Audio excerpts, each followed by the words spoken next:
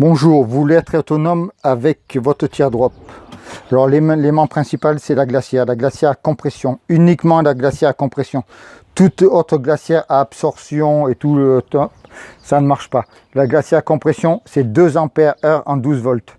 Donc voilà, c'est le top, sans ça l'autonomie c'est zéro. Voilà, sinon il vous faut avoir 15 kW de panneaux solaires et autant de batterie. Voilà, nous on fait du léger, mais par contre c'est la top qualité. Vous la descendez de plus 10 à moins 22 degrés. Vous voyez, vous faites comme ça. Et si vous voulez faire congélateur, vous la descendez à moins 22. Alors vous pourrez écouter le bruit de la glacière qui est en fonctionnement. J'ai un micro sur moi. Je me rapproche au plus près. Vous entendez le bruit? Ben, c'est pas violent. Hein. Donc vous risquez pas d'être dérangé la nuit. Ça marche impeccablement bien. C'est une merveille de technologie.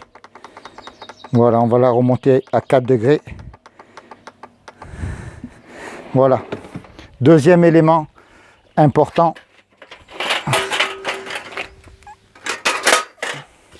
C'est le panneau solaire. Celui-ci fait 150 watts. C'est un Victron.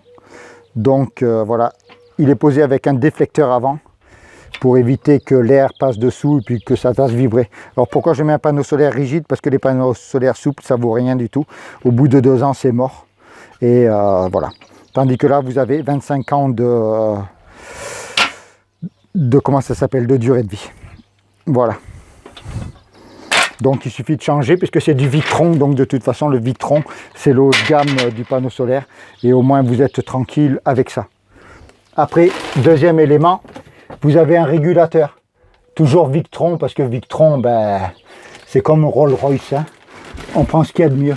En bas vous avez simplement un indicateur de charge, vous voyez la batterie est à 13,5 volts et elle est chargée au maximum.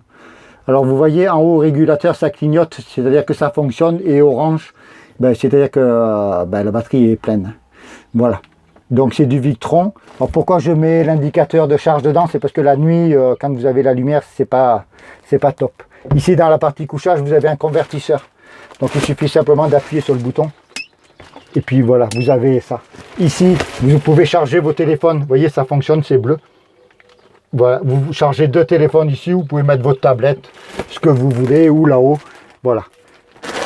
Ici, dans le coffre de flèche, vous avez une batterie lithium.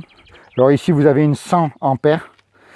Pourquoi lithium? Parce que ça pèse à peu près légèrement moins de 10 kg, tandis que la même en AGM solaire fait 26 kg. Donc vous gagnez 16 kg. 16 kg sur le poids de flèche, c'est important. Ici, c'est accompagné toujours de sécurité. Il arrive quelque chose comme à la maison, l'électricité est coupée dans toute la caravane.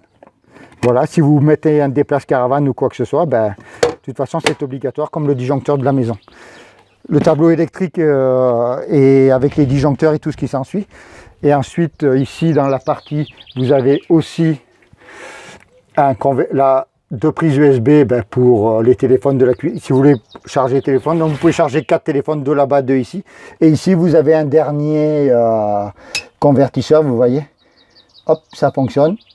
Vous l'éteignez après parce que ça consomme de l'électricité en veille. Donc vous l'éteignez après utilisation. Celui-ci fait 300 watts, là-bas 300 watts, mais on peut aller jusqu'à 1000 watts. Bon, de toute façon, on fait du camping libre. Hein. On n'a pas besoin d'amener 15 kW d'appareil.